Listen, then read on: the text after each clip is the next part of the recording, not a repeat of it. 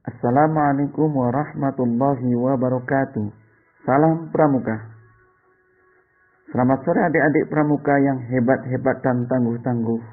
Tentunya untuk adik-adikku dari siswa SDIT Permatahati kelas 1 sampai kelas 6 yang semoga pada kesempatan hari ini dalam kondisi sehat walafiat dan tentunya tetap dalam lindungan Allah Subhanahu wa taala. Alhamdulillahirabbil alamin.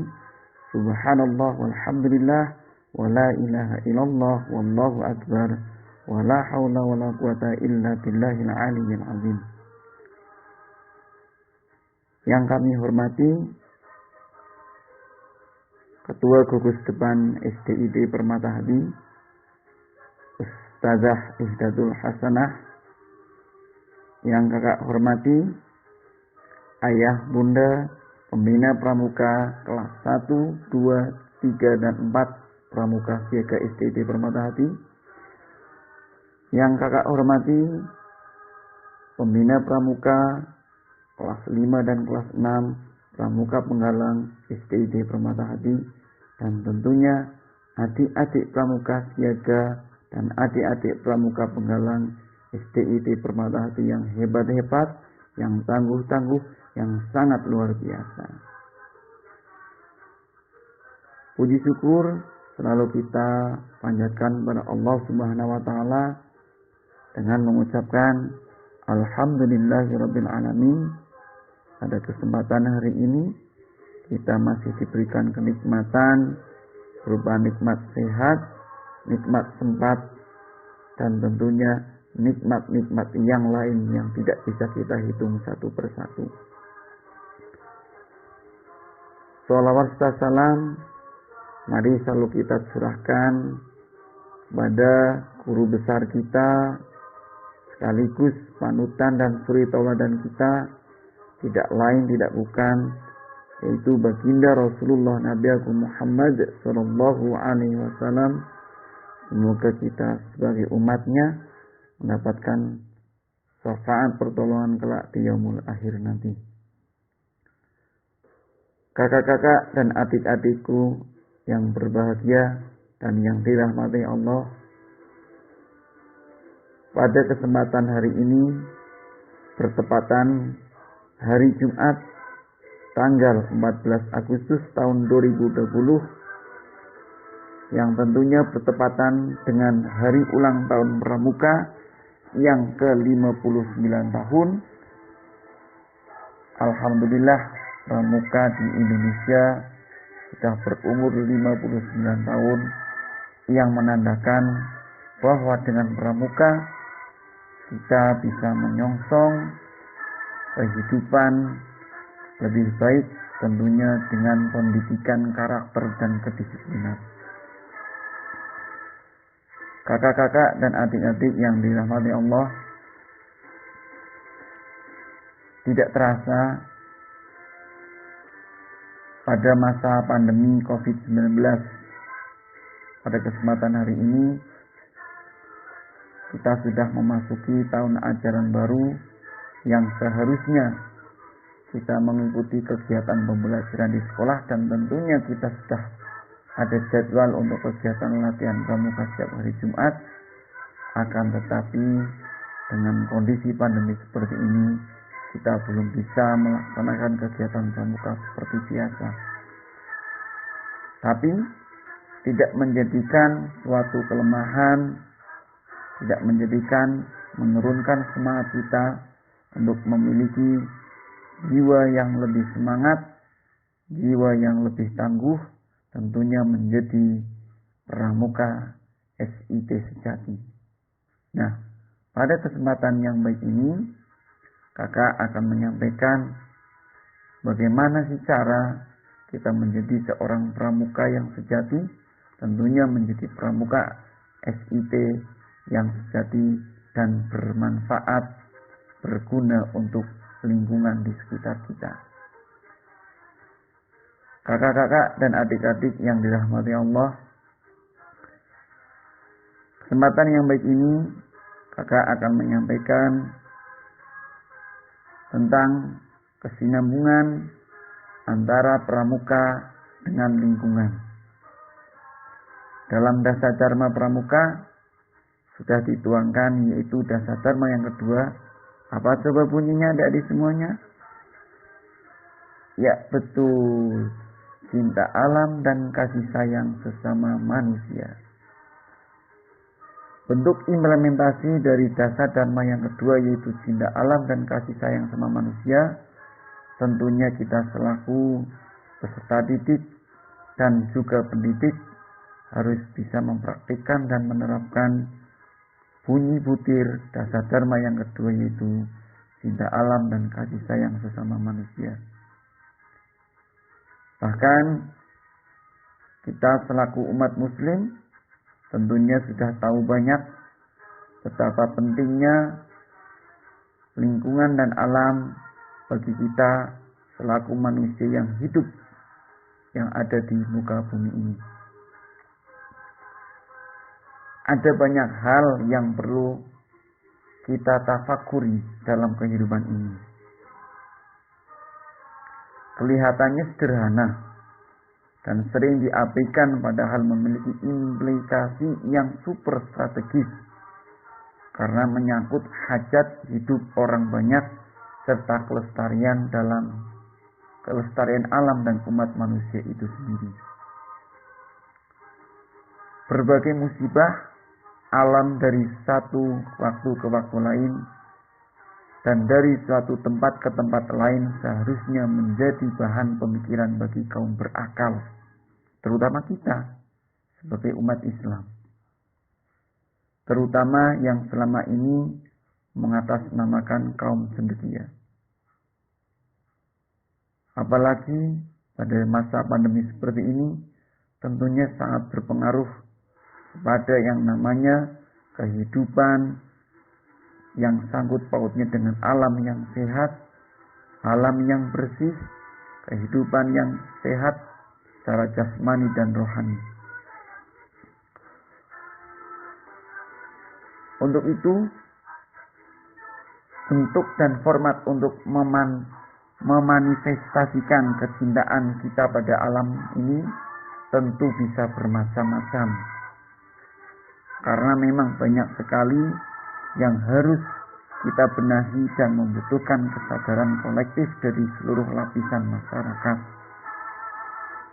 Selama ini seringkali kita terjebak oleh sesuatu yang sifatnya mengatasi kerusakan setelah kerusakan itu terjadi.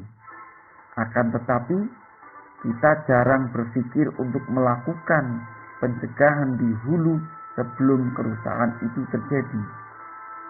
Sebagai salah satu contohnya, secara konkret adalah kebutuhan manusia akan oksigen yang berjumlah rata-rata 53 liter per jam. Bayangkan, kebutuhan oksigen manusia 53 liter per jam. Dan oksigen ini tentunya kita mendapatkan secara gratis dan cuma-cuma, tidak membayar kepada Allah Subhanahu wa taala. Ini merupakan suatu nikmat yang sangat luar biasa. Dan tentunya jika kita berhitung secara matematika, bahkan pakai kalkulator, tentunya kita tidak bisa membayar nikmat yang telah Allah berikan kepada kita, terutama nikmat menghirup oksigen setiap hari secara gratis dan cuma-cuma. Tapi sementara oksigen dihasilkan oleh fotosintesis dedaunan atau tanaman, di mana untuk memproduksi kebutuhan 53 liter oksigen per hari ini bisa dihasilkan oleh minimal 3.000 lembar daun atau sekitar 4 tanaman yang masing-masing memiliki minimal 750 helai daun. Ini data bukan data sembarang data, tapi sudah melakukan penelitian yang dilakukan oleh Andrei Sipor pada tahun 2001. Sementara saat ini jumlah umat manusia tambah banyak, tetapi malas untuk menanam tanaman. Maka dampaknya kebutuhan oksigen tidak terpenuhi dan tidak seimbang dengan kebutuhan manusia. Sehingga apa yang terjadi? Jadi kualitas oksigen atau udara semakin buruk. Bukan sekedar malas menanam, akan tetapi lebih parah daripada itu karena tanaman yang sudah ada pun malah ditebangi oleh manusia dengan dalih untuk mencari keuntungan secara materi. Ini suatu fenomena yang sangat luar biasa, yang seharusnya kita selaku pramuka sejati tentunya harus peduli dengan kondisi seperti ini. Dan tentunya tidak boleh kita biarkan. Karena apa? Efek dan dampaknya akan terkena kepada seluruh umat manusia di muka bumi ini.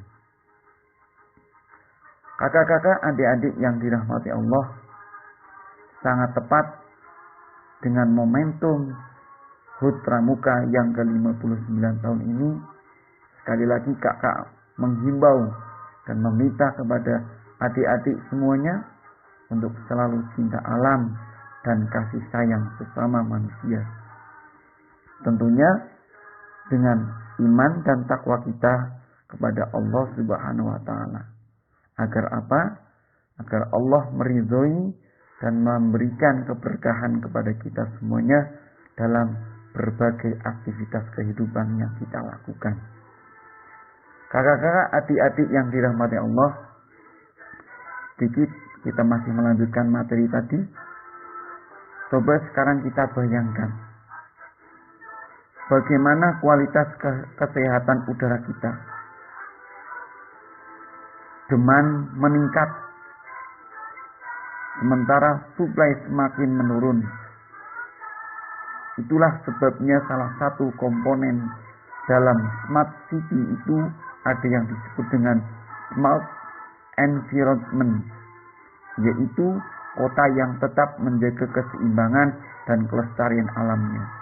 Dengan indikator sederhana adalah indeks kualitas oksigen di kota tersebut. Islam banyak mengingatkan masalah ini. Seperti dalam Al-Quran surah An-Nahl ayat 128 yang artinya, sesungguhnya Allah beserta orang-orang yang bertakwa dan orang-orang yang berbuat kebaikan. Tentunya berbuat kebaikan tidak hanya kepada sesama manusia, akan tetapi berbuat baik kepada cinta alam dan kasih sayang sesama manusia. Kakak-kakak dan adik-adik yang dirahmati Allah, kemudian Al-Quran dalam surah Al-Qasas ayat 77 juga menerangkan yang artinya, dan janganlah kamu berbuat kerusakan di muka bumi ini.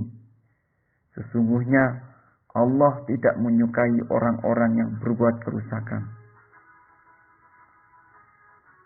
Kalau kita pikirkan dan kita pahami bersama-sama, Allah sudah sangat tegas dalam Al-Quran bahwa kita selaku manusia yang bertempat tinggal di muka bumi ini tidak boleh melakukan kerusakan di muka bumi yang pada tujuannya adalah demi untuk keselamatan muka bumi beserta isi-isinya.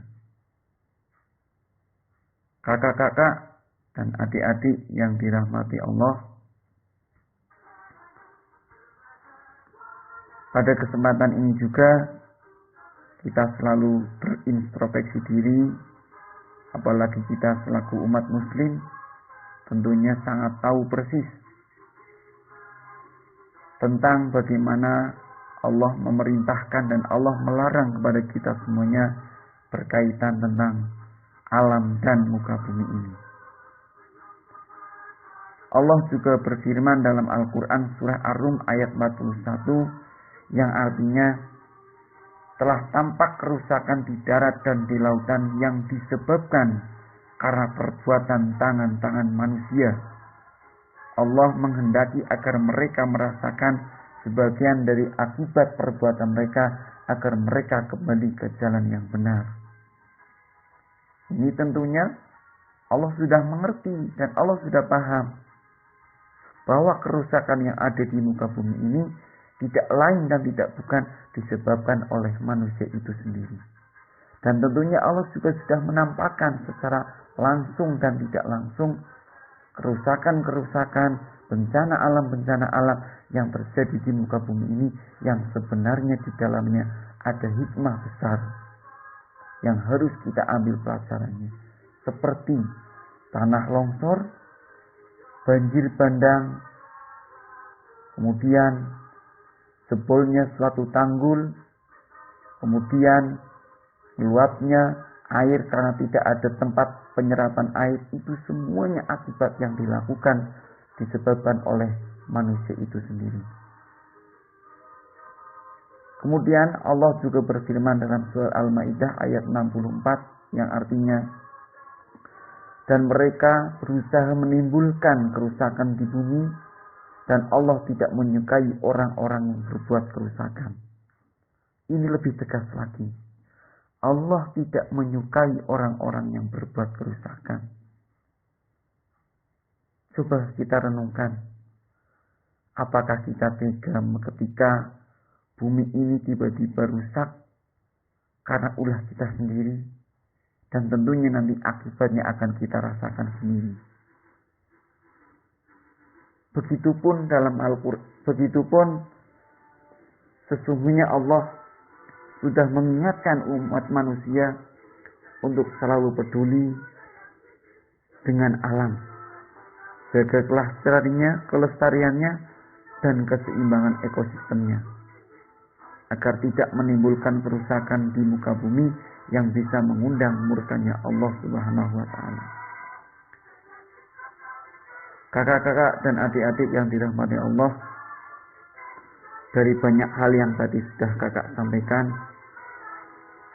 terus apa yang harus kita lakukan dalam hal untuk menjaga kelestarian dan keseimbangan alam ini? Yang pertama, ketika alam ini masih hijau, ketika alam ini masih banyak tanaman-tanaman, tumbuhan-tumbuhan, kayu-kayu besar, yang harus kita lakukan pertama adalah melestarikan dan tidak boleh merusaknya. Tentunya dengan cara apa? Merawat tanaman-tanaman dengan cara menyirami setiap hari, kemudian menjaga agar tanaman tidak rusak, menjaga dan merawat tanaman agar tidak punah, menjaga dan merawat tanaman agar tidak mati.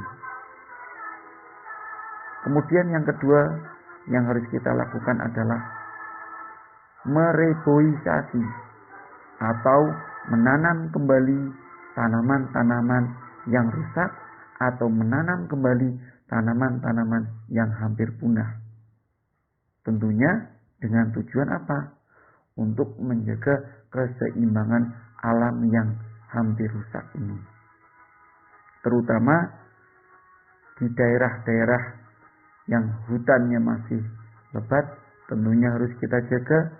Dan ketika ada tanah-tanah yang sudah kering tanpa tanaman, harus kita reboisasi, kita tanam kembali tanaman-tanaman untuk menjaga kelestarian alam.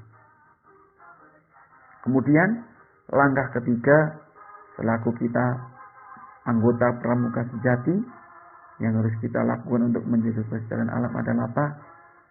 Memberi peringatan kepada orang-orang yang melakukan kerusakan di alam ini. Karena setelah kita bisa melestarikan dan menyeimbangkan tanaman yang ada di dalam ini, kemudian kita bisa mereboisasi dengan cara menanam kembali, maka langkah ketiga adalah memberi peringatan kepada orang-orang yang khilaf, memberi peringatan kepada orang-orang yang mereka belum mengerti ataupun sudah mengerti tapi mereka lalai. Berilah mereka peringatan. Tentunya dengan jalan yang baik, dengan nasihat yang baik, agar mereka bisa terbuka hatinya untuk bersama-sama menjaga kelestarian dan keseimbangan alam bumi ini. Kakak-kakak dan adik-adik yang dirahmati Allah, dengan demikian itu, maka harapannya kita bisa mengimplementasikan dan mempraktikkan dasar dharma butir yang kedua, yaitu cinta alam dan kasih sayang sesama manusia. Setelah kita bisa menjaga dan menyeimbangkan alam ini, maka tentunya yang lebih dan paling penting adalah mencintai sesama manusia. Tentunya dengan cara apa? Saling menasihati, saling sabar untuk selalu mengingatkan, dan tentunya untuk menjaga hati agar tidak benci, agar tidak berbuat buruk terhadap sesama teman, sesama saudara, dan tentunya sesama manusia. Inilah akhir dari perjuangan kegiatan pramuka untuk selalu mencintai alam dan kasih sayang sesama manusia. Kakak-kakak dan adik-adik yang dirahmati Allah, setelah Ustadz memberikan motivasi dan penjelasan ini, tentunya setelah ini harapannya adik-adik semuanya bisa menerapkan dalam kehidupan sehari-hari dengan cara melestarikan alam, menyeimbangkan alam, kemudian menanam tanaman, merawat tanaman, menyiram tanaman di lingkungan sekitar kita semuanya. Dengan harapan alam di sekitar kita tetap seimbang, oksigen yang ada di muka bumi ini terus seimbang. Karena kita bisa bayangkan, seandainya hutan kita gundul, hutan kita ditebas semua tanamannya, maka paru-paru dunia ini akan krisis oksigen. Dan ketika oksigen sudah krisis, maka kita bernafasnya pun akan kekurangan oksigen. Dan tentunya kita tidak ingin hal itu terjadi. Maka langkah pencegahannya adalah dengan merawat tanaman, mereboisasi tanaman, kemudian menyirami tanaman. Mungkin seperti itu yang bisa kakak sampaikan. Semangat belajar, istiqomah beribadah, dan tentunya selalu membantu orang tua di rumah. Tetap tangguh, tetap teguh, dan tentunya takwa kepada Allah Subhanahu wa taala, sehingga kita menjadi pramuka sako Islam terpadu permata hati yang takwa, yang tangguh, yang tangkas, dan yang teguh. Semangat beraktivitas, selamat menjalankan seluruh rangkaian kegiatan, dan semoga tetap diberikan kesehatan oleh Allah Subhanahu wa taala, dan semoga kita semuanya kelak berkumpul dalam surga Allah Subhanahu wa taala. Amin amin ya rabbal alamin. Demikian, kurang lebihnya mohon maaf. Kata akhiri, assalamualaikum warahmatullahi wabarakatuh. Salam pramuka.